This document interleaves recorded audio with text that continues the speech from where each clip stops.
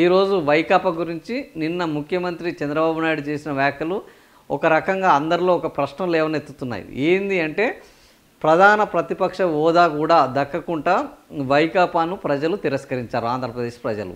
So మాకు ప్రధాన ప్రతిపక్ష హోదా ఇవ్వమని రాజకీయ ఓనమాలు కూడా తెలియని జగన్ రెడ్డి అడుగుతున్నాడు. అయితే అది ఇచ్చేది నేను కాదు, ఆ ప్రధాన ప్రతిపక్ష హోదా ఇచ్చేది ప్రజలు. నాకు కూడా ముఖ్యమంత్రి హోదా ఇచ్చింది ప్రజలు. కాబట్టి కనీసము మనం అడిగేటప్పుడు మనకు ఒక అవగాహన ఉండాలి. ఈ పదవి ఎవరు ప్రభుత్వం ఇవ్వాల్సిందా ప్రజలు ఇవ్వాల్సిందా అనేది ఒక అవహేళన చేస్తూనే ఈరోజు కేవలం ప్రధాన ప్రతిపక్ష హోదా మాత్రమే వైకాపా కోల్పోయింది. ఇదే పద్ధతిలో వ్యవహరిస్తే వైకాపా అనేది చివరికి అంతర్ధానం అయ్యే అవకాశం కూడా ఉన్నది.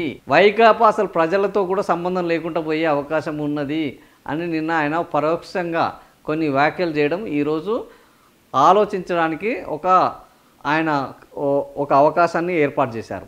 ఎందుకు అంటే ఇటీవల కేంద్ర ప్రభుత్వం ఒక చట్టాన్ని తీసుకొచ్చింది. 30 రోజుల పాటు ఎవరైనా జైల్లో ఉంటే వాళ్ళు ఇక రాజకీయంగా ఏ పదవిలో కొనసాగడానికి కొనసాగడానికి వీల్లేదు, లేకపోతే అందులోకి రావడానికి వీల్లేదు. మరి ఈరోజు ఆల్రెడీ చాలామంది మీద కేసులు ఉన్నాయి కాబట్టి వైకాపా ఇప్పటికే ప్రధాన ప్రతిపక్ష హోదా పోయింది. 2029 నాటికి వైకాపా ఉండదు, మీరేం భయపడకండి, మీరు పెట్టుబడులు పెట్టండి, మళ్ళా మా ప్రభుత్వమే వస్తుంది, ఈ సంక్షేమం అభివృద్ధి కొనసాగుతుంది అని చంద్రబాబు నాయుడు పదే పదే చెప్తున్నాడు. సో అందులో ఎవరైనా నిశ్చితంగా గమనిస్తే అందులో ఒక అంతరార్థం కనిపిస్తుంది. అది ఏంది అంటే ఆయన ఇంకొక విషయాన్ని కూడా ఎప్పటికప్పుడు ఇదే చెప్తున్నాడు. రాజకీయాల్లో ఇలాంటి నేరస్తులు ఉండకూడదు, రాజకీయాల్లో ఇలాంటి వైకాపా లాంటి నేతలు ఉండకూడదు. వైకాపా అనేది ఈ రాష్ట్రంలో ఒక రాక్షస పాలన కొనసాగించింది. మళ్ళా ఈ వైకాపా ఉంటే మళ్ళా ఇది అభివృద్ధికి ఆటంకంగా మారుతుంది అని ఆయన క్లియర్గా చెప్తున్నారు. ఈ నేపథ్యంలో మనకు అర్థం చేసుకోవాల్సింది ఏంటంటే ఇంకా వచ్చే ఎన్నికల నాటికి వైకాపా నేతలకు సహకరించిన అధికారులందరూ జైళ్ళలో మగ్గుతున్నారు. వాళ్ళకు బెయిల్లు వచ్చినా కూడా వాళ్ళ మీద అప్పీళ్లు చేసి వాళ్ళని జైళ్ళలో ఉంచే కార్యక్రమం జరుగుతుంది. ఈరోజు సాయిరెడ్డి కానీ అదేవిధంగా మిథున్ రెడ్డి కానీ మిగిలిన వైకాపా నాయకులందరినీ మీద కేసులు పెట్టి వాళ్ళు జైళ్ళలో కొనసాగుతున్నారు.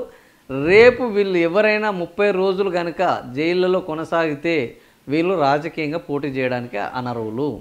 సో నిజంగా ఇదే జరిగితే ఇది ఇంకా 4 నెలల సమయం ఉన్నది. ఈ 4 నెలల సమయంలో లాస్ట్ గవర్నమెంట్లో చంద్రబాబు నాయుడు విషయంలో జగన్ రెడ్డి ఎలా వ్యవహరించారో అంతకు మించి మేము వ్యవహరిస్తాము.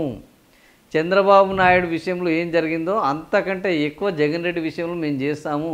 రెడ్ బుక్ రాజ్యాంగంలో అన్నీ రాసుకున్నాము అని నారా లోకేష్ బాబు అనేక సార్లు ప్రకటించడం జరుగుతుంది. ఇటీవల సోషల్ మీడియాకు సంబంధించి ఆ విధానం కొనసాగింది. ఇంకా వైకాపా నేతల అరెస్టుల పర్వం కొనసాగుతున్నది. సో వైకాపా అనేది ఒక రాక్షస పాలన చేసింది. ఈ రాక్షస పాలన నుంచి ఈ రాష్ట్రాన్ని విముక్తం చేస్తాము అని చెప్తున్న నేపథ్యంలో రేపు జగన్ రెడ్డి మీద కానీ ఆ పార్టీలో ఉన్న ప్రధాన నాయకుల మీద కానీ ఈ 30 రోజుల పాటు వాళ్ళని జైళ్ళలో ఉంచే కార్యక్రమము కొనసాగుతుంది అనే ఒక ప్రశ్న లేవనెత్తుతున్నారు. ఇదే జరిగితే వైకాపా నుంచి పోటీ చేయడానికి ప్రధాన నాయకులు ఉండరు. ఈరోజు వైకాపా కూడా ఒకటే చెప్పుకుంటుంది, ఈ రాష్ట్రంలో ఒకే ఒక్క ప్రతిపక్ష పార్టీ ఉంది, అది వైకాపా. ఆ ఒకే ఒక్క ప్రతిపక్ష పార్టీ ఉన్నప్పటికీ దాన్ని గుర్తించడం లేదు, ప్రతిపక్ష హోదా ఇవ్వడం లేదు. ప్రతిపక్ష హోదా ఇవ్వడం లేదు అని అంటే ప్రతిపక్ష హోదా ఎందుకు ఇవ్వడం లేదు అంటున్నారు? ఒకవేళ సభాపతిగా ఎవరుంటారు? సభాపక్ష నాయకుడిగా అధికార పార్టీలో ఉంటారు. ప్రతిపక్ష హోదా ఇస్తే సభాపక్ష నాయకుడికి ఎలాంటి యొక్క వసతులు ఉంటాయో అంతే స్థాయిలో ప్రతిపక్ష హోదా ఇచ్చిన నాయకుడికి కూడా అదే స్థాయిలో ఉంటుంది. ఆ స్థాయిలో జగన్ రెడ్డి ఉండడము చంద్రబాబు నాయుడుకి ఇష్టం లేదు కాబట్టి ఆయన ప్రధాన ప్రతిపక్ష హోదా ఇవ్వడం లేదు. ఒకటే పార్టీ ప్రతిపక్షంగా ఉన్నప్పుడు బై డిఫాల్ట్ అది ప్రతిపక్ష హోదా కలిగి ఉండాలి అనేది జగన్ రెడ్డి చెప్తున్నారు. కానీ దానికి కొన్ని లెక్కలు ఉన్నాయి, ఇది ఎవరు పడితే వాళ్ళు ఇచ్చేది కాదు. ఆ లెక్కల ప్రకారం కేవలం 11 సీట్లు వచ్చిన వాళ్లకు ప్రధాన ప్రతిపక్ష హోదా ఇవ్వరు. సో మీకు ఆ సీట్లు రాకుండా ప్రజలే మీరు ఎక్కడ కూర్చోవాలి, మీకు ఎలాంటి హోదా ఇవ్వాలని వాళ్ళు డిసైడ్ చేసినప్పుడు వాళ్ళ తీర్పుని వాళ్ళ నిర్ణయాన్ని కాదని మేము ఇచ్చే పరిస్థితి లేదు అని చంద్రబాబు నాయుడు చెప్తున్నారు.